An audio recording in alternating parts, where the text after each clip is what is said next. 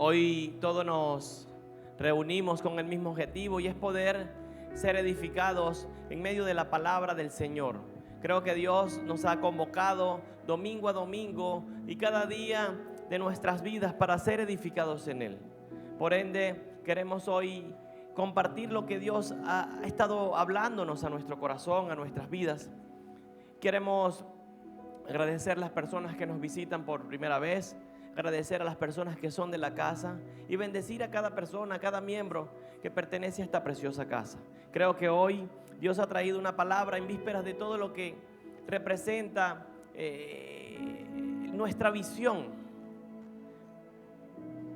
Creo que no ha salido la imagen, pero le pido que se prepare para el próximo sábado. Vamos a estar celebrando nuestra festividad de Pentecostés, amén. Va a ser un tiempo especial, va a ser un tiempo donde vamos a poder ser edificados, vamos a poder adorar y exaltar el nombre del Señor. Tal vez ustedes dicen ¿qué es Pentecostés? ¿Qué es lo que pasa? Genérese esa expectativa de poder saber que Dios va a hablarle en medio de ese tiempo. Dios va a estar junto a usted en medio de ese tiempo de celebración. Pero toda esta festividad y todo lo que representa este tiempo, es muy importante que usted pueda saber que es Dios quien nos está convocando, amén. Dice la palabra en el libro de Levíticos que Dios preparó tiempos. Diga conmigo tiempos. Y esos tiempos, o la palabra que define el verbo tiempo, es la palabra moed, y significa santa convocatoria. Santa convocatoria. Entonces Dios quiere que nosotros nos reunamos de una forma diferente. La palabra santo es que nosotros nos apartemos. Él nos ha convocado a eso. Él nos ha llamado a ser santificados. Entonces hemos venido conversando, hemos venido trayendo en medio de la predicación desde la Pascua para acá tiempos de lo que, o hablando de lo que es la muerte, de lo que fue su sacrificio, de lo que fue aún su resurrección. Pero también en medio de todo este tiempo hemos entendido que el Señor ascendió al cielo, amén, y dejó para con sus discípulos una promesa de entregarles al Espíritu Santo. Y eso es lo que representa el Pentecostés. El Pentecostés representa el momento donde el Espíritu Santo desciende sobre la iglesia. Para nosotros, leyendo la palabra y meditando en las escrituras, fue sumamente interesante poder ver todo esto. ¿Por qué? Porque cuando observamos lo que la Biblia nos enseña, los discípulos vivieron situaciones en medio de lo que fue el caminar con Jesús. Ellos pudieron entender cada una de las enseñanzas, pudieron ver el caminar de Él. Pero no solamente eso se quedó allí, sino que pudieron ver cada una de las profecías que Él dijo que se cumplieron. Él les dijo: yo tengo que morir. Y hablamos en un tiempo de lo que fue su muerte, pero también vivimos el tema o el tiempo de la resurrección, que fue 3 días después, y gloria a Dios por eso. Pero dice que después que Él resucitó, Él estuvo con ellos enseñándole cosas concernientes al reino. Amén. O sea que en todo momento el Señor tuvo el interés de nunca dejar solo a sus discípulos. Y quiero que puedas poner tu mano en el pecho. Pon tu mano en el pecho y que puedas declarar conmigo: Dios nunca me ha dejado solo.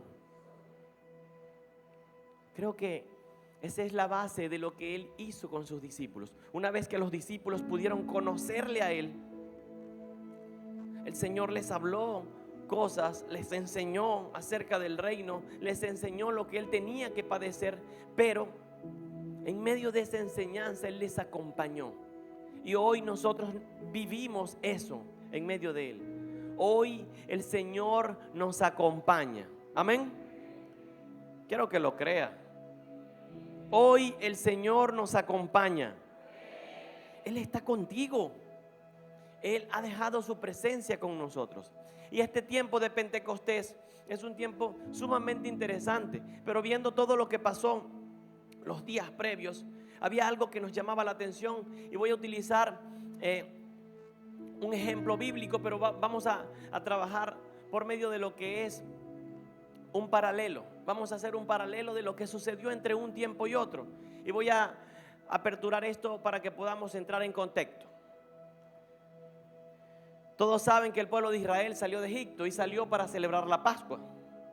El Señor le dice: ve y habla con Faraón y dile que salgan. Y cuando Él habla esto con ellos, Él les dice, una vez que ellos salen, el Señor abre el mar en dos, ellos celebran la Pascua y ellos empiezan a caminar en el desierto.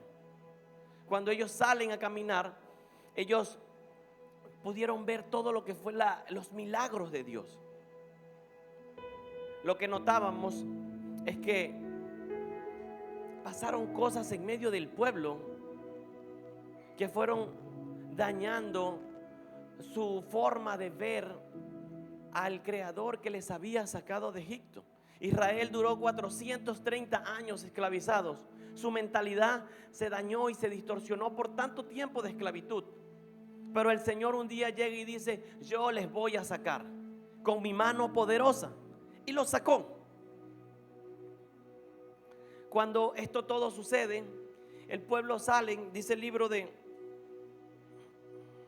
Éxodo capítulo 12 verso 37. Vaya tomando nota. Salieron de Ramsés a Sucot unos 600,000 hombres a pie, sin contar mujeres y niños. Y subió también con ellos una multitud mixta, junto con sus ovejas, vacas y una cantidad de ganados. O sea que solo hombres salieron 600,000 personas. Solo hombres salieron 600,000 personas. Interesante el número. Más las mujeres, más los niños, más la población mixta. Se estima que salieron alrededor de 3 millones de personas, junto con Moisés en ese momento. Entonces, todo esto para nosotros fue sumamente interesante ver que ya 50 días después, cuando Moisés sube a recibir las tablas de la ley, cuando Dios le empieza a dar instrucciones al pueblo, cuando esto empieza a suceder, ellos 50 días después ya estaban adorando al becerro de oro. El Señor le dice a Moisés en el mismo capítulo, en el 31 y 32, el Señor le dice: lábrate unas tablas, que te voy a dar unas instrucciones. Y Moisés empieza a preparar las tablas y él le dice al pueblo: ya vengo, voy a subir, voy a hablar con Dios. Y dice que él sube a la cima del monte.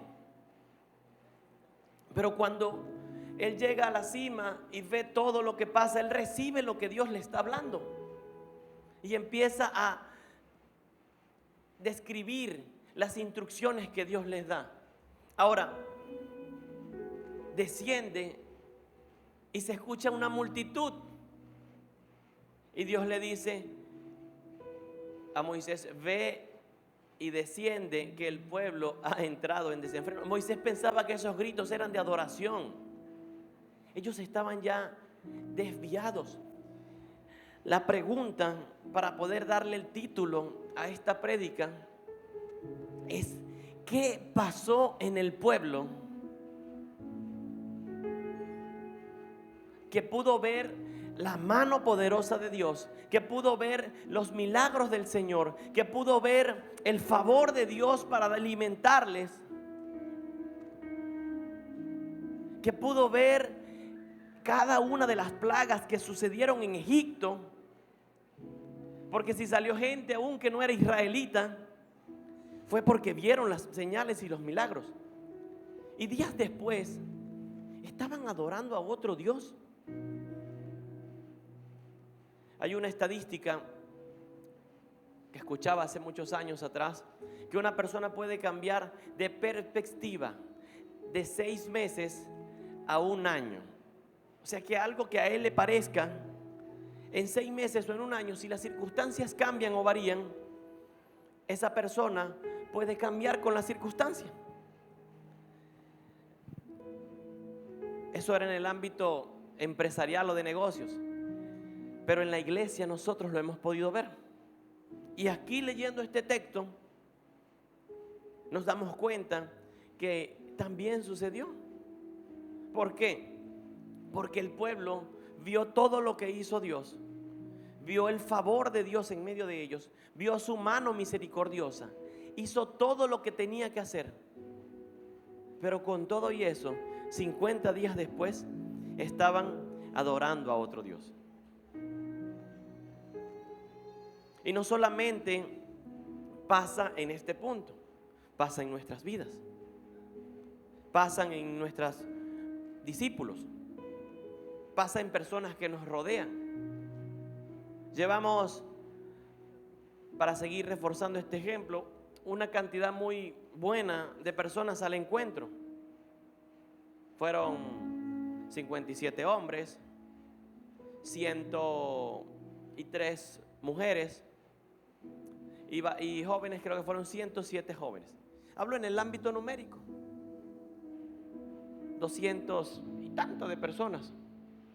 Siempre voy a calcular algunas cosas. Por profesión soy ingeniero y me gusta también ser un buen estadista.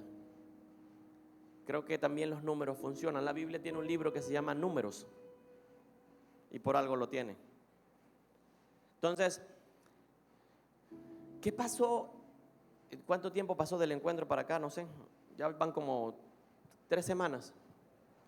¿Qué ha pasado con esas personas que pudieron ver a Dios en medio de Santo Domingo, que pudieron ver al Señor en medio de sus matrimonios? Y sé que hay muchos que están aquí, miro caras y los recuerdo y los felicito y los bendigo y les digo, no se aparten, porque Dios tiene propósito con tu vida.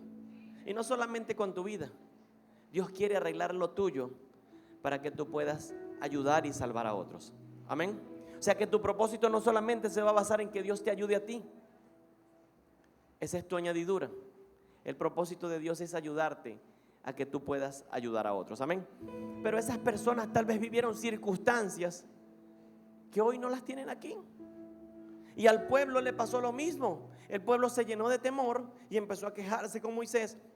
Empezó a decirle a Moisés, empezó a reclamarle a Moisés, empezó a hablarle a Moisés y le dijeron, tú nos has traído para acá a morir. ¿Acaso que en Egipto no habían tumbas? No tenemos nada que comer. Y Moisés iba, intercedía delante de Dios y volvía. Iba y volvía. Y cada vez que volvía el Señor le daba una respuesta. Amén. Pero el pueblo con todo y eso nunca cambió su actitud. Esas 3 millones de personas hablando tuvieron una actitud un poco, o mejor dicho, incorrecta. No es un poco, tuvieron una actitud incorrecta delante de Dios. Pero si a ellos les sucedió, ¿qué nos impide a nosotros que no nos pueda suceder? Pasa el tiempo en medio de lo que ellos caminan, el Señor les acompaña durante 40 años, pero su actitud nunca cambia. Todos los días descendía maná. Todos los días se veía un milagro de Dios. Con ellos crecía la ropa, el vestido, pero también crecía el calzado. Dime si Dios no estaba presente en medio de ellos.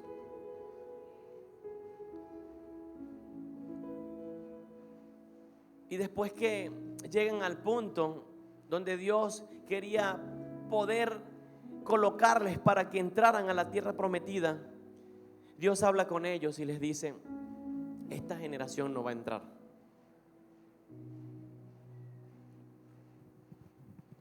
Yo me imagino los corazones de esa generación que salió de Egipto 40 años atrás, devastados por lo que Dios estaba diciendo en ese momento. Yo tengo un análisis de por qué tal vez esto pudo pasar. Pero la siguiente generación que creció en el desierto, Dios dice, la siguiente generación sí va a entrar. Pero de la anterior solamente va a entrar Josué y Caleb.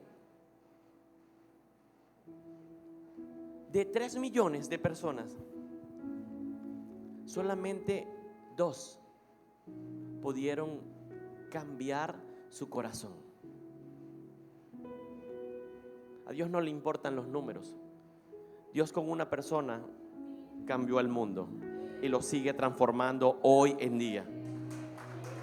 Él no le importan los números. Él, con su único hijo, hecho carne, cambió y seguirá cambiando la historia de las naciones de la tierra. Él es el único.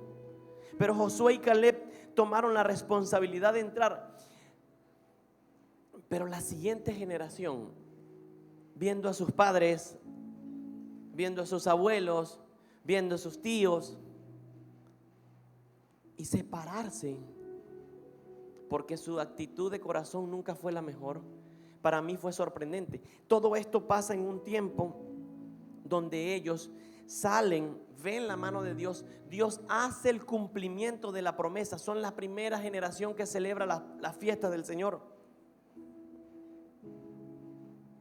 Dios les ayuda, pero en medio de todo lo que había en su corazón había queja, murmuración, había división, había problema. Y esa actitud o ese fruto nunca fue algo que a Dios le agradó. Y para darle título a la prédica, quiero que puedan entender cuando la siguiente generación pasó y se vieron sin ellos. La pregunta fue: ¿dónde está el resto? ¿Dónde está el resto? Título de la prédica: ¿dónde está el resto? Porque ellos, después de ser un número tan grande, cuando llegaron a Gilgal, se dieron cuenta que el número había disminuido considerablemente. Hoy a nosotros nos pasa lo mismo. Hay gente que comienza a caminar con nosotros en la fe, pero hay momentos donde vemos que personas se van quedando y uno los llama y uno les dice: ¿qué pasó? Mira, ven, no te alejes de Dios. No, es que a mí me trataron mal, es que a mí no me dieron té, es que a mí no me dieron puestos adelante, es que a mí... Solo alma. Si fuera por ofensas, ya nosotros no estuviéramos aquí. Pero la Biblia dice que nosotros tenemos que amar y aprender a perdonar. Entonces, si no tenemos capacidad de amar, ¿qué estamos haciendo? ¿Cómo anhelamos más de su espíritu si no amamos? Si mi fruto es diferente. Entonces, cuando vemos todo esto, ellos se hicieron esa pregunta: ¿dónde está el resto de la gente? Hoy tú miras hacia atrás los que tienen 1, 2 años, 3, 4, 20 años en Dios, y usted puede darse cuenta que esto es verdad. Hay gente que se ha quedado en el caminar. Un error lo sacó, un pecado lo sacó, una crítica lo sacó, un maltrato de la iglesia lo sacó. Ay, no, es que me miraron feo.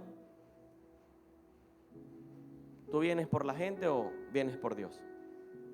Creo que Dios es quien nos convoca aquí. Amén. Dios es quien nos ha unido aquí. Y el objetivo es adorarle a Él, no a más nadie. Entonces, hoy nosotros necesitamos que su presencia siga con nosotros, siga acompañándonos. Que en medio de las circunstancias o dificultades que tú puedas tener, como que no tienes las comodidades que hay en Egipto, como que estás caminando que pareciera un desierto, como que el lugar donde tú te congregas queda lejos de tu casa, como que te toca ser obediente para hacer algo. Mira, te recomiendo que te cases. No, ya viene a cambiarme la vida y tal. Es por tu bendición. Hazlo. Dios va a ayudarte en medio de esa decisión porque va a honrar tu fe, pero también estás honrando su palabra. Y allí nosotros vamos sumando. Pero cuando nos damos cuenta de todo esto, muchas veces tenemos la actitud que tuvo esa generación que se quedó en el desierto. No queremos recibir una recomendación, no queremos recibir una sugerencia, no queremos ser ayudados por nadie. Y vemos los milagros de Dios. Hemos podido ver que hay personas que han orado en medio de todos estos servicios y en medio del tiempo de encuentro, y hemos podido ver los milagros. Vimos discípulos del pastor Ramón poder ser sanos. Vimos discípulos de la pastora Mili poder ser sanos. Hace unos días también dieron testimonio de una persona que fue sana en un tiempo de adoración. Pero vemos todo eso que Dios está haciendo, y nuestra actitud ante eso no es la mejor ni la más correcta. El pueblo de Israel comió maná, vio al imperio más poderoso caer delante de ellos, y ellos sin una persona, sin una espada, y con todo y eso se quejaban de Dios, murmuraban de Él, le decían a Moisés cosas. Moisés, por eso es que llegó a ser el hombre más manso de la tierra en ese momento. Ahora nosotros necesitamos que nuestras vidas sean un reflejo de que Dios está caminando con nosotros. Amén. Que el fruto de Dios pueda ser visible en mi vida.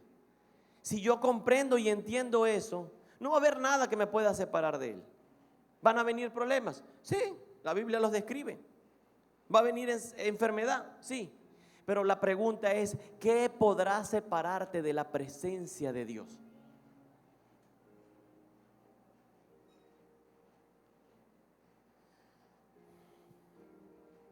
Dice el libro de Romanos capítulo 8, verso 35, para responder esta pregunta: ¿quién nos separará del amor de Cristo? ¿Tribulación o angustia? ¿O persecución? ¿O hambre? ¿O desnudez? ¿O peligro? ¿O espada? Nada. Nada de esto nos puede separar del amor de Dios. Entonces hay momentos donde una persona tú le dejas de ver y ¿qué pasó? No quiero ir más. Y así van personas quedándose en el camino. Van personas quedándose en el camino. Y este plan que Dios ha traído para la iglesia lo ha traído para todos nosotros. Amén. El plan de Dios es poder ser de salvación y de bendición para todos nosotros. No queremos que ninguno se pierda, porque Dios está interesado en que todos procedamos al arrepentimiento. Amén. Hay personas aún que Dios ha llamado, pero no están en este lugar, pero se van a salvar por medio de tu palabra. Y si tú no hablas, y si tú no predicas, y si tú no haces, y si tú te quejas, y si tú te alejas, tal vez nosotros retardamos su venida. Y en el retardar su venida no estamos haciendo lo que nos corresponde hacer. O sea que el tiempo de correr y tomar la actitud de Josué y de Caleb es ahora. Amén. Porque yo no quiero ser la generación que se quede en el desierto. Yo quiero ser la generación que va con Él a la tierra prometida, que entra a Gilgal, que ve los gigantes caer, que ve la economía caer, que ve los poderes de este mundo caer, que ve la enfermedad, el cáncer y las dificultades ponerse bajo los pies de Cristo. Yo quiero ver y tener la actitud que tuvieron ellos. Pero para eso yo me tengo que preparar. Josué y Caleb sí entraron, pero siempre fueron diferentes. El reporte de los espías es un ejemplo. Mandan a averiguar, a observar qué hay en la tierra prometida. Y cuando mandan a averiguar todo esto, van 12 personas. 10 personas que trajeron un informe negativo, un informe de quejas. Son gigantes, somos como langostas, como cucarachas delante de ellos. ¿Qué dijo Josué y Caleb? ¿Saben qué? Dios está con nosotros y Él nos ha dicho que nos los va a entregar y nos los comeremos como pan. Pero valió más el testimonio de 10 que la fe de 2. Hoy nosotros necesitamos saber que en la mayoría tal vez hay decepción, hay quejas, hay murmuración y hay problemas. pero yo debo estar dentro de la presencia de Dios para que mi actitud, para que mi fruto sea un fruto diferente. Amén. Todo esto pasó en un tiempo de celebración de festividades. Y hay algo que me llama notoriamente la atención. ¿Por qué? Porque nosotros necesitamos comprender que Dios siempre trabaja con planes. Él tiene un plan. Él planificó nuestra salvación. Él predestinó tu vida. Él te dijo qué vas a hacer y Él tiene tu hoja descrita hasta el fin del tiempo. Pastor, ¿cree en la predestinación? Sí, la Biblia lo dice. Pero la creo sujeta a la voluntad de Dios. Cuando el hombre muere, y cuando el hombre muere y se inserta en Yeshua, él empieza no a vivir por él, sino que empieza a vivir por él. Empieza a vivir por su espíritu. Y ahí es donde dice: mas ya no vivo yo, sino que Cristo vive en mí. Y las cosas que hago, no las hago conforme a la carne, sino conforme a su espíritu. Sí creo en ese tipo de predestinación donde el hombre muere y el libre albedrío no existe para él, porque solamente existe hacer la voluntad de Dios. Sí creo en eso. Esta semana hablaba con una joven de ese tipo de cosas. ¿Cómo sé si estoy haciendo la voluntad de Dios? Lápiz y papel, y llenamos 4 hojas y les traté de explicar más o menos. No soy Dios, pero sé que Dios tiene un plan bueno, agradable y perfecto para cada uno de nosotros. Yo lo creo. Dale un fuerte aplauso al Rey. Adórale a Él, que Él es el Dios de los milagros.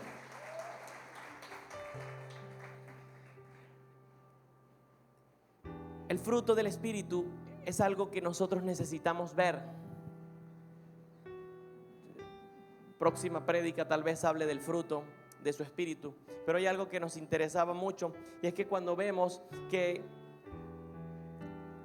se desarrolla un fruto en la vida de un árbol, hablando de forma natural, nosotros, si usted ve por lo menos en la temporada de mango, un mango bien bonito, ¿qué dice uno, Yoli?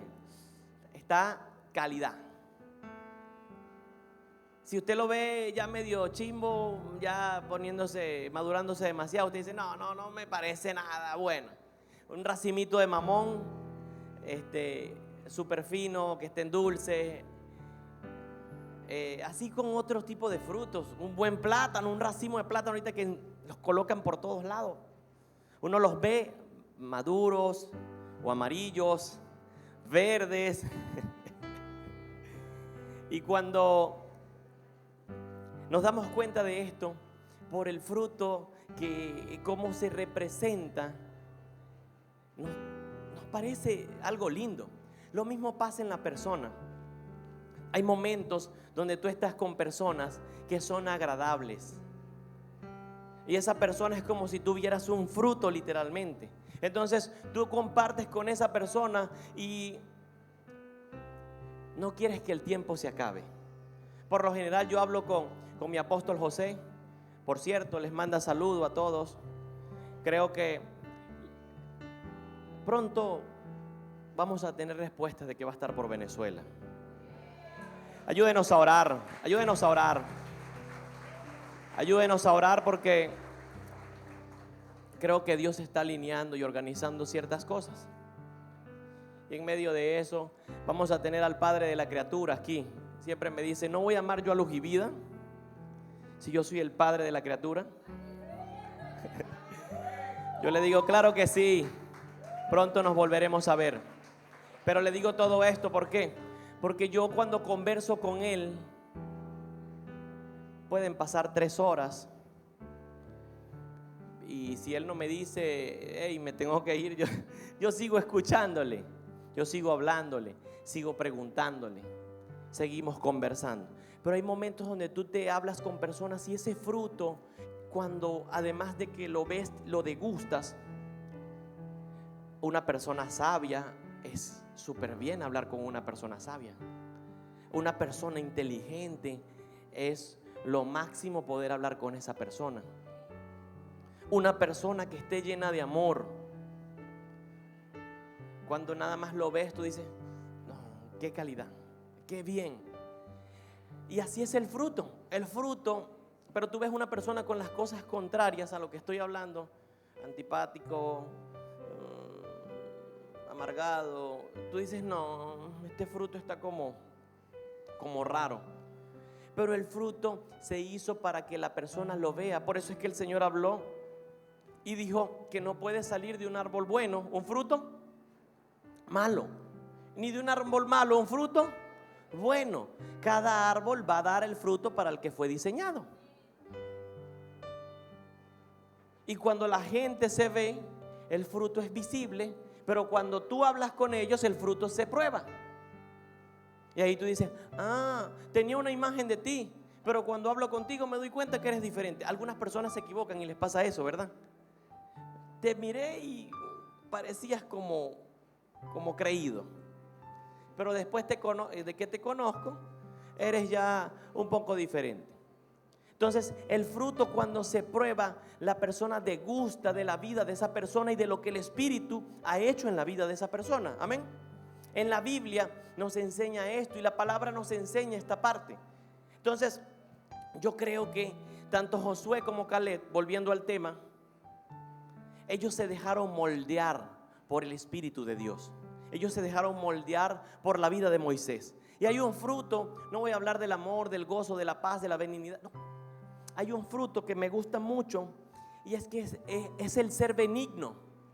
Y ayer conversaba con Silvia y le daba un ejemplo de lo que era la benignidad un poco más a fondo, porque solamente nos quedamos con la parte de benigno, que es bueno, porque la antítesis es lo maligno. Entonces todos decimos, no, bueno, lo benigno es solamente ser bueno, y nos quedamos con ese punto. Pero la benignidad, y me gustaba mucho el ejemplo que hablábamos, es la capacidad que nosotros tenemos de ser moldeados. Y utilizaba como ejemplo una plastilina. Todos han tenido una plastilina en mano, ¿verdad? Ahorita va a llegar a hacer el ejemplo a su casa. Pero tú agarras una plastilina y ella viene por lo general en barritas. Pero inmediatamente que tú la agarras, tú la puedes moldear y hacerle circulitos y ella se quedó. La vida del creyente es como esa plastilina. Pero llega el Señor, llega Yeshua, llega un pastor, llega un amigo, llega un consejero y agarra esa barrita y la hace bolita y inmediatamente cambió su forma. Nosotros, cuando no tenemos el fruto de la benignidad desarrollado, difícilmente nos dejamos transformar a la medida de lo que Dios quiere para nosotros. Todo este pueblo no se dejó procesar, moldear. ¿Usted cree que por nosotros estar aquí, a nosotros nos han dicho cosas que es no? Y cuando en mi corazón era así, yo decía, apóstol, ¿pero por qué? Solo dime, ¿por qué es lo contrario a lo que yo pienso? Y la respuesta es, solo sé obediente a lo que te estoy diciendo. Eso es agarrar no solamente la plastilina y hacer la bolita, sino picarla en 4 pedacitos y ponerla en 4 pedacitos diferentes. Eso duele y eso va contrario a lo que tú piensas. Igual pasaba puntualmente cuando recién llegábamos, la pastora Carolina nos enseñó, y cada vez era agarrar esa plastilina y no solamente ponerla sino hacer de ella varias cosas diferentes. Pero la benignidad es eso, es la capacidad que yo tengo de ser moldeable. Y nosotros como iglesia difícilmente queremos que alguien nos moldee, porque si ya escuchamos a Dios, yo estoy completo. Pero cada quien recibe una porción de Dios. Cada quien tiene una porción del Señor. Cada quien, la Biblia dice que en parte vemos y en parte profetizamos. Y nosotros tenemos una porción de Cristo en medio de nosotros, pero mi hermano también tiene otra. Entonces aquí ninguno es superior a nadie, porque la Biblia nos dice que estimemos a los demás como superiores a nosotros mismos. Entonces en medio de eso nosotros no nos dejamos procesar. Y es lo que le pasó al pueblo. El pueblo quería hacer lo que quisiera y lo que le daba la gana. Es lo que le pasó tal vez a la diferencia que le pasó a Josué y Caleb, que ellos se pegaron a la falda de Moisés y le dijeron: Moisés, dinos, enséñanos, háblanos cómo es. Y el Moisés constantemente les iba enseñando. Entonces creo que siempre han habido profecías. La intención de Dios siempre ha querido ser habitar en medio del corazón del hombre. Por eso te dije que Él nunca te ha abandonado. Dios siempre ha querido habitar en medio de tu corazón. Langer quiere habitar en medio de tu corazón, en medio de tu vida. Ángel quiere estar dentro de ti, no parcialmente, Él quiere estar completo. Pero cuando Él entra completo, Él quiere que nosotros cambiemos ciertas cosas. Amén. Predicaba en la célula y mientras que enseñaba acerca del fruto, yo decía: quisiéramos tener como una camarita, porque aquí, en medio de esta congregación, después que la gente pasa la puerta hacia acá o esta, la gente entra en modo chalón. Y cuando la gente entra en modo chalón, tú no sabes que no, ese fruto es demasiado bonito. Tú ves una persona y la gente dice: chalón, pero pueden venir bajándose peleando del carro. Bueno, eso no pasa en Luz y Vida, eso pasa en otras congregaciones, ¿verdad? Cierto, ¿verdad? Eso no pasa aquí. Bueno, denle un fuerte aplauso al Señor. Eso no pasa aquí. Aquí la gente no pelea, aquí la gente se ama y se deja moldear por Dios. Pero yo decía: ¿dónde en realidad nosotros sabemos qué fruto damos? En medio de nuestro hogar, en el trato a nuestras esposas. ¿Cómo tratas a tu esposa, varón? Dale un codazo allí, amada. ¿Cómo la estás tratando? ¿Como vaso frágil? ¿Sí? ¿Y los consejos que te da? ¿Estás siendo benigno? ¿O solamente te dejas moldear por Cristo? Yo escucho a Dios y Dios me dijo que yo soy el sacerdote. Y cuando alguien te quiere dar un consejo o una sugerencia. Entonces, yo ese día en la conversación de la prédica, nosotros, ¿cómo será tener una camarita? Que sí la tenemos, porque el Espíritu Santo da testimonio de cada quien. Y dice que delante de Él no hay nada oculto, pero sino que es cuestión de tiempo para que sea revelada. ¿Y cómo te portas en casa? ¿Cómo te portas en lo oculto? ¿Qué fruto das en lo oculto? ¿Cómo estás dejando que la plastilina sea moldeada? ¿Cómo te portas frente al teléfono? ¿Qué ves en tu Instagram?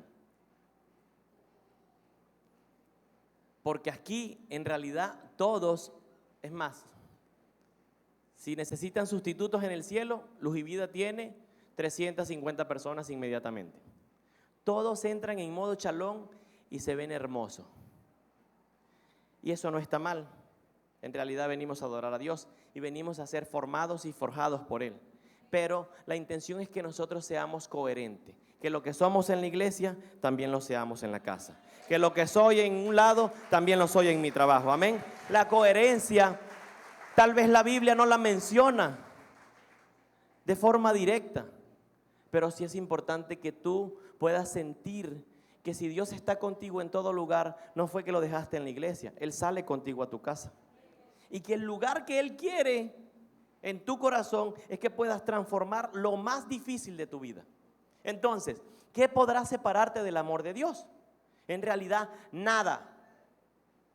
Lo único que me puede separar del amor de Dios, y tome nota, escríbalo. Lo único que te puede separar del amor de Dios eres tú mismo. A veces estamos buscando al diablo por los rincones. El Señor reprenda al diablo, qué tal, qué no sé qué. Sí. Y nosotros mismos somos incoherentes. Oramos por una cosa y hacemos otra. Entonces, hoy yo necesito que podamos nosotros ser diligentes en ver qué puede separarte hoy del amor de Dios. Que 3 millones de personas y solo 2 pudieron entrar. Y entraron y se quedaron o fueron separados, porque si esta generación también entraba a la tierra prometida, lo más seguro es que iba a dañar el corazón de la siguiente generación. Entonces Dios dijo, ya va, es preferible que esto se quede aquí como un remedio duro, pero que este pueblo de aquí en adelante crezca con un corazón diferente. Dios ha hecho siempre profecías de que Él ha querido que su espíritu no solamente pose en un hombre, sino que pose en la iglesia. Y la cruz hizo eso. El Señor habló en medio de la cruz, en medio de lo que iba a padecer, y Él les dice a los discípulos, mira, yo no los voy a dejar solos. Pero Dios siempre ha profetizado, siempre le habló a su pueblo con la intención de ¿qué? Con la intención de darles una porción de su espíritu. Y hemos orado durante muchos fines de semana preparándonos para Pentecostés. Pero no solamente tiene que ser un tiempo, sino que la presencia de Dios en nuestras vidas tiene que ser algo, una constante. No, me voy a preparar para Pentecostés. Y después, buen fruto en Pentecostés. Y después, la Biblia dice que no puede dar un árbol bueno un fruto malo. Y un árbol malo, un fruto bueno. O es bueno o es malo. Y dice, y por el fruto los conoceréis. Entonces, es muy importante que nosotros podamos entender esto. Porque más adelante, el pueblo de Israel no solamente creyó en las profecías que Dios había dicho de que Él iba a enviar a su Hijo, sino que vivió por eso. Entonces, Ezequiel, capítulo 36, verso 22, punto de apoyo, verso central, piso de prédica. Por lo tanto, voy a utilizar la Biblia de las Américas. Por lo tanto, dile a la casa de Israel, así dice el Señor Dios, no es por ustedes, casa de Israel, que voy a actuar, sino por mi santo nombre, porque han profanado entre las naciones a donde fueron. Y vindicaré mi santidad y mi gran nombre, profanado entre las naciones, el cual ustedes han profanado en medio de ellas. Entonces las naciones sabrán que yo soy el Señor, declara el Señor Dios. Cuando demuestre mi santidad entre ustedes a la vista de ella, yo tomaré de las naciones y los recogeré de toda la tierra y los llevaré a su propia tierra. Entonces les daré un corazón nuevo y pondré un nuevo espíritu dentro de ustedes y quitaré la carne de su corazón de piedra y les daré un corazón de carne. Verso 27, y pondré dentro de ustedes mi espíritu y haré que anden en mis estatutos y que cumplan cuidadosamente mis ordenanzas y habitarán en la tierra que le di a sus padres y serán mi pueblo y yo seré su Dios. Dios le dice, ustedes han dañado mi nombre. Imagínate, cuando un pueblo, una iglesia, una persona actúa mal, no solamente está dañando su imagen, sino que está dañando la imagen ¿de quién? De Dios. Somos embajadores de un reino. Entonces, hay un punto donde tú tal vez actúas y cuando actúas, ¿qué importa? Eso no importa. ¿Para qué? Eso no importa. Y tú estás representando donde vayas el nombre de Dios. En tu trabajo representas el nombre de Dios. En tu comunidad representas el nombre de Dios. ¿Saben qué molesta? Cuando alguien dice, un caso, no voy a hacer el ejemplo, pero alguien falla siendo creyente y la persona es un incrédulo, no ha llegado a los pies de Cristo. Creo que todos creemos, pero hay algunos que no han llegado. Pero él llega y dice, ¿y eso qué es evangélico? Eso molesta, eso daña el nombre de Dios. Nosotros, Dios nos ha llamado para que podamos llevar en alto su nombre. Y una de las cosas que Él les reclama a ellos es que, ¿saben qué? Los voy a ayudar. Sí, los voy a ayudar. ¿Por qué? Porque ustedes son mi pueblo, pero han dañado mi nombre. Y yo haré lo que tendré que hacer con ustedes para que las naciones conozcan que yo soy el Señor. Amén. Entonces, cuando yo veo todo esto, Dios dice: y les daré un corazón y pondré dentro de mí, de ustedes, mi espíritu. Y vuelve y ratifica: y les quitaré el corazón de piedra y les daré uno de, y pondré en ustedes mi espíritu.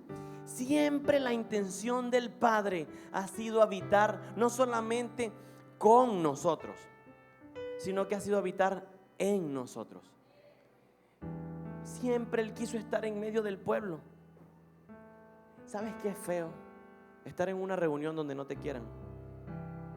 Y Dios quería estar en medio de esos 3 millones de personas, ser adorado, ser exaltado, y lo hacían en un momento ritual y religioso. Pero al salir del tabernáculo, ellos iban a quejarse ante Moisés. Ellos iban a pelear ante Moisés. Ellos iban a decirle: ¿pero qué está haciendo Dios por nosotros? Eso es horrible. No me imagino el corazón del Padre en medio de esa generación. ¿Qué diferencia puede haber si hoy tú eres una bendición en medio de esta casa, en medio de Luz y Vida, pero en medio de tu casa Dios no tiene un lugar para ti? O sea, Dios no puede sentarse a la mesa contigo. Dios no puede estar en tu habitación, porque tus actitudes lo sacan. Si no hay algo que no sea santidad en tu casa, en tu trabajo, en tu vida, tú estás sacando a Dios de plano. Y el pueblo de Israel se comportó de esa forma. Lo sacaba. Pero por supuesto, cuando tocaba adorarlo en el tabernáculo, iban, levantaban sus manos pero estaban siendo hipócritas delante de Dios, porque después daban otra cosa. Joel capítulo 2, verso 28. Estoy hablando de las profecías que se hicieron acerca de la venida del Espíritu Santo, acerca de la venida de la presencia de Dios, acerca de la venida del Ruach de Dios. Y sucederá que después de esto derramaré mi espíritu sobre toda carne, y sus hijos y sus hijas profetizarán, y sus ancianos soñarán sueños, y sus jóvenes verán visiones. Y aún sobre los siervos y las siervas derramaré de mi espíritu en estos días. Entonces, Ezequiel, 570 años, escriben acerca de que Dios quiere poner el espíritu de Él en el corazón del hombre. Él dejó una porción, sí, en el Edén, sopló. Llegó el hombre a ser alma viviente. Por supuesto, el espíritu estaba en una porción. Veíamos a los profetas del Antiguo Testamento y eran como, los mencionaban o los describían como videntes. Y ellos eran los que portaban la presencia de Dios. Pero Dios dijo: ya va. Es que mi plan es con todo, no con unos. Mi plan es con toda la iglesia. Por eso es que el plan nuevo, por eso es que cuando Cristo viene, por eso es que cuando Yeshua se entrega, Él nos incluyó a todos, porque de tal manera amó Dios al mundo, que entregó a su único Hijo. El plan era todo, toda la creación, toda la tierra. No es que Él vino por unos y por otros no. Él vino por todo. Él está esperando que todos procedan al arrepentimiento. Amén. Joel, entre el año 835 antes de la cruz, antes de Yeshua, y el 796 estaba profetizando esto. O sea, entre 800 y 600 años antes ya Dios había dicho esto a sus profetas. Y si retrocedemos más, sé que hay más.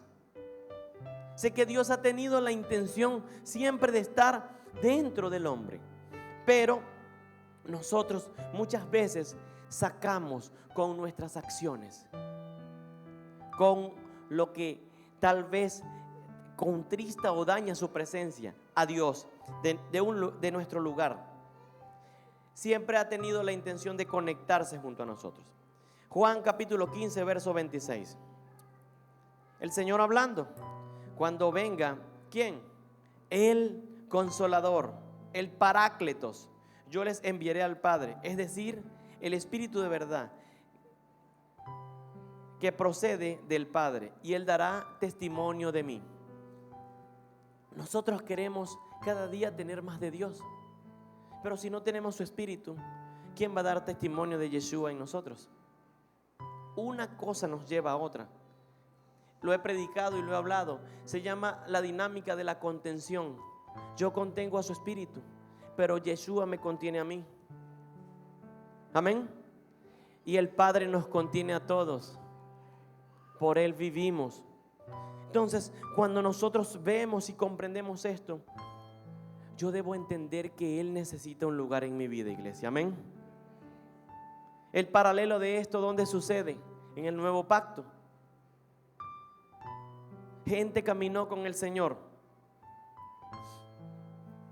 Dice que habían 5,000 en uno de los milagros, ¿verdad? Hombres. Y en otro habían 3,000. Más o menos, yo estimo que al Señor le podrían seguir unas 15 o 20,000 personas en cada reunión. Sermón del Monte, 30,000 personas. El top de sus prédicas. Creo que hay enseñanzas más profundas, pero el sermón, súper bien. ¿Dónde se quedaron esos 15,000, 20,000 o 30,000 en el momento de que el Señor estaba en la cruz? ¿Qué les alejó de la presencia de Dios? ¿Qué hoy en día puede impedir que la presencia de Dios esté contigo? ¿Es un pecado? ¿Es una enfermedad? ¿Es el carácter? ¿Son los problemas de la nación? ¿Qué? ¿Qué puede impedir? ¿Qué puede impedir? Y ahí es donde nosotros nos damos cuenta que hay cosas que sacan la presencia de Dios de nuestras vidas. El Señor hablando en el libro de Juan, capítulo 16, verso 7, dice: pero yo les digo la verdad, les conviene que yo me vaya, porque si no me voy, el Consolador no vendrá. Un objetivo de la cruz: traer al Espíritu Santo. Aquí lo dice. Pero si me voy, se los enviaré. Cuando Él venga, convencerá al mundo de pecado, de justicia y de juicio. Pero cuando Él, el Espíritu de la verdad, venga, Él los guiará a toda verdad, porque no hablará por su propia cuenta, sino que hablará todo lo que oiga, y les dirá y les hará saber lo que habrá de venir. Verso 14: Él me glorificará. Clave del Espíritu Santo: no glorifica a hombre. ¿A quién glorifica el Espíritu Santo? Al Hijo. Él glorifica a Yeshua. Hay momentos donde tomamos al Espíritu Santo, o lo vemos en prédicas, para que el hombre sea glorificado. Y Él dice, 14: Él me glorificará, porque tomará de lo mío y se lo hará saber a ustedes. Todo lo que tiene el Padre es mío. Por eso les dije, Él toma lo mío y se los hará saber a ustedes. Entonces, cuando el Señor va a la cruz, Él empieza a hablarle a los discípulos. Los discípulos empiezan a tener sus dificultades, sus problemas. Y les dice: yo tengo que morir, porque este cuerpo en cualquier punto fallece. 3 años cualquiera saca cuenta y dice: no, es muy poco tiempo con el maestro. Pero dice: no, yo no los voy a dejar solo nunca. No los dejaré huérfanos. Les dejaré a mi Espíritu. Les dejaré al Parácletos. Palabra hermosa, Parácletos. Deben haber como 14 propiedades que abraza esta palabra, que son para nosotros promesas. Es consolador, pero también es abogado. Es sustentador, pero también es niñero, nana. Es protector. Es el que amamanta y sustenta. Entonces, nosotros cuando entendemos lo que Él es, y los discípulos fue algo difícil poder entender que el Señor tenía que ir a la cruz. Contristó su corazón, dañó su vida. Para nosotros también, cuando yo hablo de la cruz o alguien predica de la cruz, es imposible no decir: mío, ¿por qué lo hiciste? ¿Yo valdré la pena de tu sacrificio? Y cada día eso tiene que ser una marca para esforzarnos y ser mejor delante de Dios. Tiene que ser una marca. Tú lo vales, tú vales la pena. Tú costaste cada punto de su vida y vale la pena lo que Él hizo por ti. Y hoy tus acciones van a honrar lo que Él hizo en la cruz por ti. Amén. Pero no solamente fue morir, llevar la enfermedad, la muerte y la ruina, sino que fue traer consigo al Espíritu con nosotros. Entonces ya vemos que Dios envía a su Hijo, alinea al pueblo en medio de las profecías, se ve este cumplimiento, es entregado en Pascua, resucita. Pero los discípulos, al no estar Él, hubo un silencio sobre sus vidas. Yo me imagino que esa multitud de 15,000 personas, cuando vieron que murió el que ellos creían que era el indestructible, ellos dijeron: eso era un cuento, era un profeta más. Pero ¿sabes qué fue impactante entre las noticias para los creadores de contenido, el periódico? La tumba está vacía.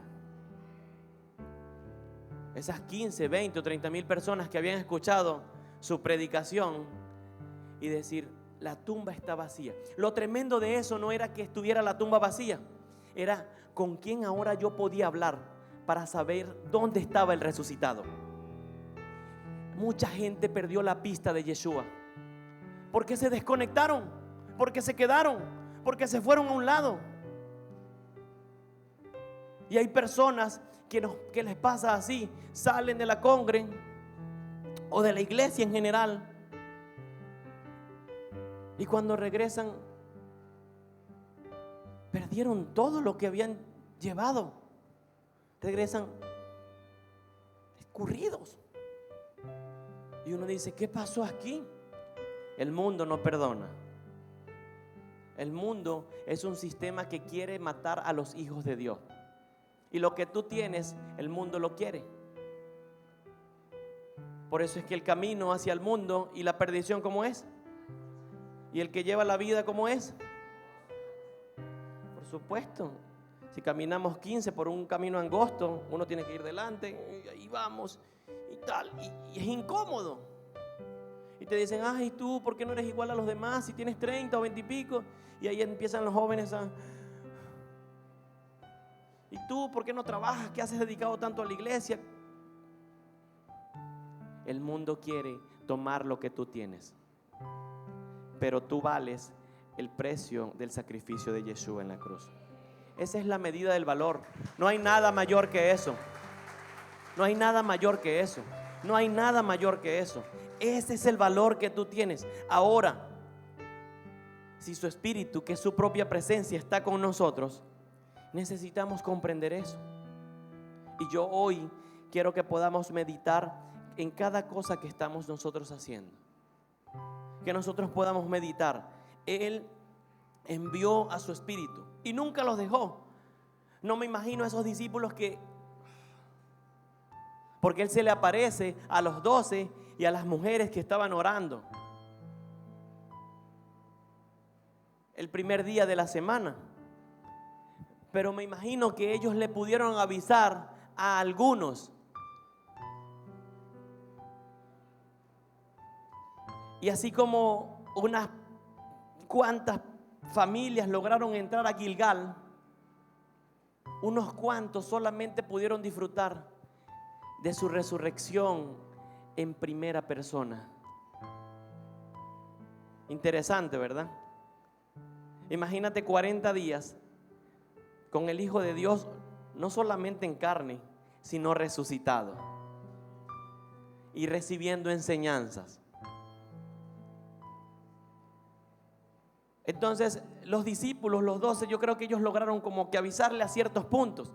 Yo me imagino que si eso fuese pasado hoy, yo le mando un mensaje primero por el grupo de la familia: hermanos, Yeshua resucitó, nos está llamando, vamos a vernos en tal lugar. ¿Qué va a hacer la gente? Dime la hora. Pedro me imagino que le avisó a los que él podía y conocía. Juan, me imagino que le mandó WhatsApp a los que él podía. Lucas, Telegram a los otros. El otro mandó Discord. No podían hacer nada de forma abierta, pero ellos le lograron avisar a los que podían. Ahora, los que no, al enterarse que estaba resucitado, ¿cómo podrían entender dónde iban a estar? Muchos se perdieron esas reuniones. Por eso es que la pregunta es: ¿dónde está el resto? Y el título de la prédica es: ¿dónde está el resto? Mil y cuántas personas se quedaron en estos 20 y tantos años. Mari, los que son ya con mucho tiempo en el Señor, ¿cuántas personas se quedaron? Leo, en el caminar a un lado. Y hoy en día uno dice: ¿dónde está el resto? Porque no pudieron ver o no pudieron seguir más a lo que era la presencia, a lo que era su espíritu. Entonces, yo creo que nosotros necesitamos hoy entender esto. Me imagino por lo menos una persona que me impactó mientras que describía todo esto. Y recuerdan el joven rico, ¿verdad? Él cumplió todos los mandamientos. Y el Señor le dijo: vende todo lo que tiene y sígueme. Yo me imagino que si a él le llegó la noticia: mira, resucitó y anda, está por allí, está en Jerusalén. Dios, ¿será que lo hago? Y hay gente que nos dice lo mismo: ay, ven a un servicio, vamos a un encuentro. Ay, es que es muy lejos, es que no, mire, no llego a cocinar tarde, el único día que tengo libre es el sábado, el domingo, y estoy full y no sé qué, nada. Y nosotros tomando más de su espíritu. Amén. Tomando más de su espíritu. Entonces, esas personas que no le siguieron en el momento indicado, su punto de arrepentimiento tuvo que haber sido tremendo. Juan 20:21, Jesús le dijo otra vez: paz a ustedes.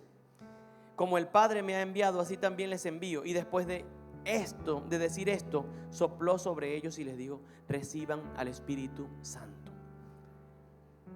Les dio un anticipo.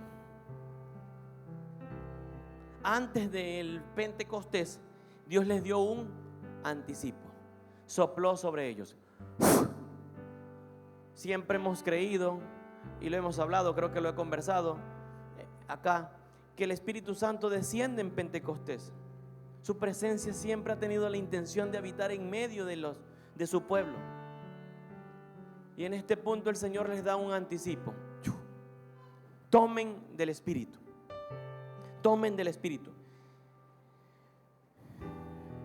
Quiero que reflexionemos. Quiero que podamos ver qué cosas hoy quieren separarte de Dios. Qué circunstancias quieren separarte hoy del Señor.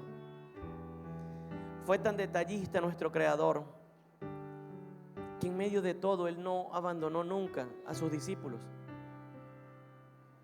Después de tener una multitud de 30,000 personas que le podrían seguir, Flavio Josefo, un escritor de la época, y algunos textos anuncian de que él pudo ascender entre 400 y 500 personas. Su ascensión fue entre 400 y 500 personas. Y la última que nos damos cuenta es qué pasó ante tal multitud que no llegó al lugar de la cruz, que no llegó al lugar de su muerte, que no llegó a la tumba. A la tumba iban eran las mujeres. ¿Qué pasó?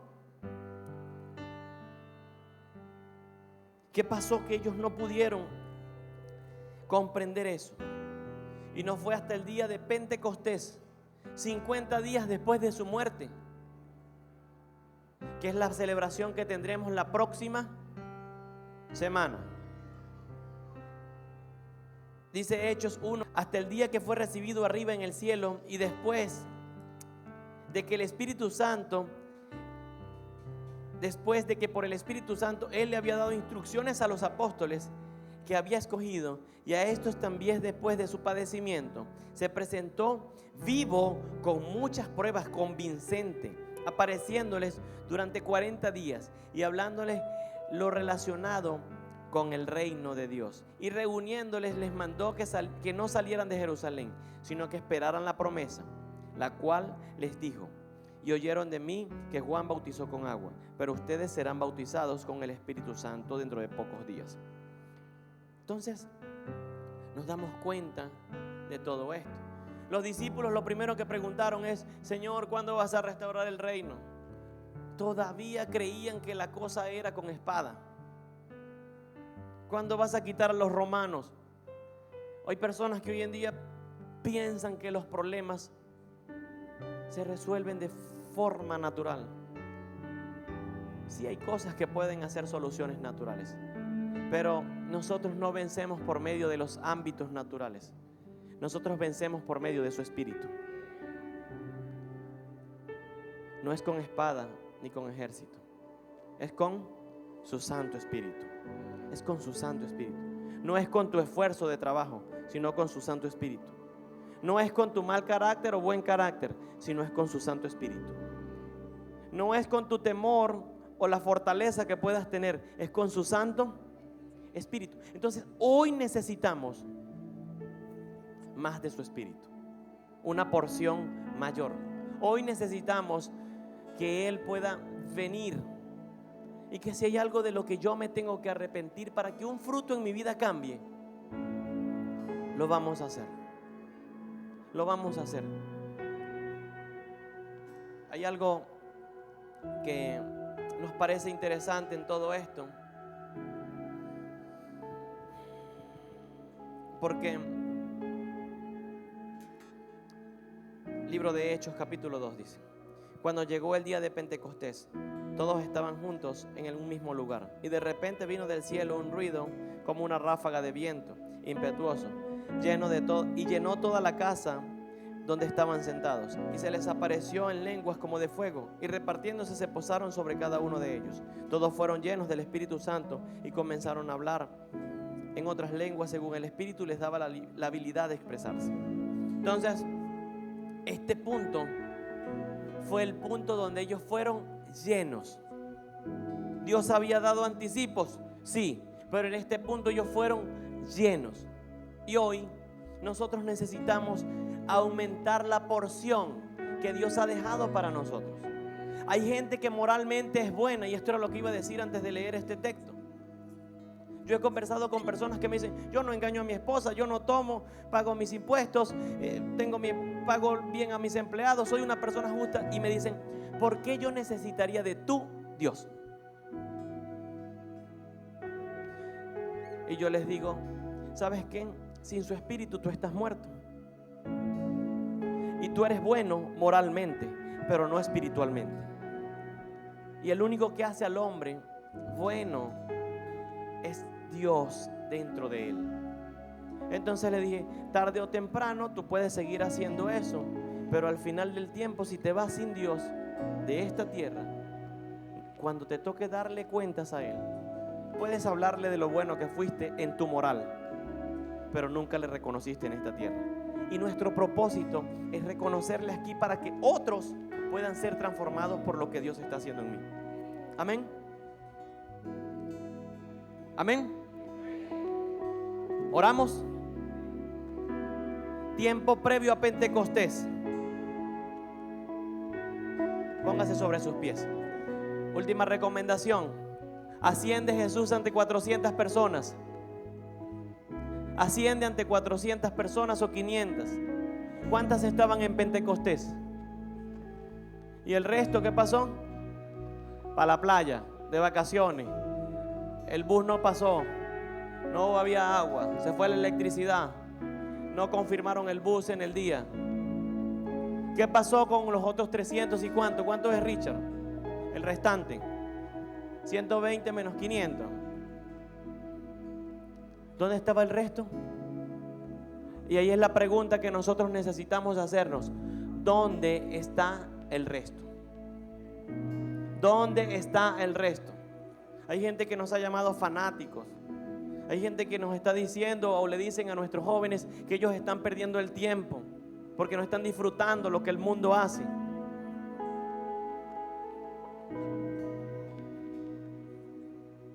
No hemos hecho hijos para que le sirvan al diablo. Hemos hecho hijos para que le sirvan al Dios que creó los cielos y la tierra. Y oramos porque ellos puedan seguir. Oramos porque ellos puedan seguir. Los jóvenes de nosotros no se están perdiendo de nada. Están ganando un gran galardón que para nosotros llegó tarde. Necesitamos tener la actitud que tuvieron las 5 vírgenes prudentes, las sensatas. Siempre tuvieron su lámpara preparada.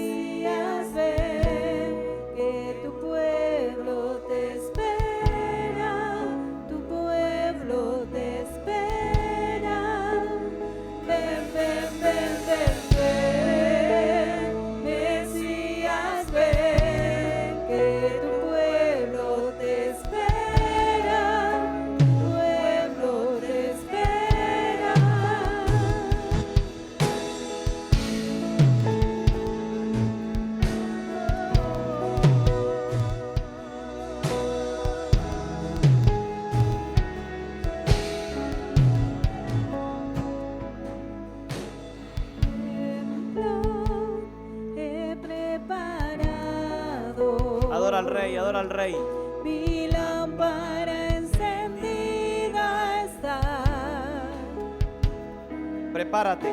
La tierra está gimiendo. Tienes que decirle al Señor lo que hoy quiere alejarte de Él. ¿Qué quiere alejarte de Dios? Ven, ven, ven, ven, ven. Mesías, ven, que tu pueblo te espera. Tu pueblo te espera. Ven, ven, ven, ven, ven. Mesías, ven, que tu pueblo te espera. Tu pueblo te espera.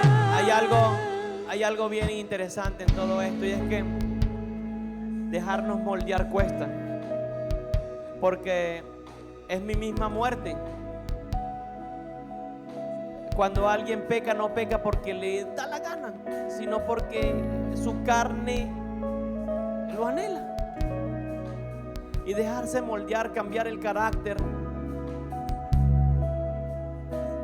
cambiar la actitud de nuestras vidas, no es nada fácil. Por eso es que este punto para los discípulos y para nosotros es un punto de muerte. Pero yo necesito entender que para que Cristo viva en mí tiene que morir una parte de mi ser.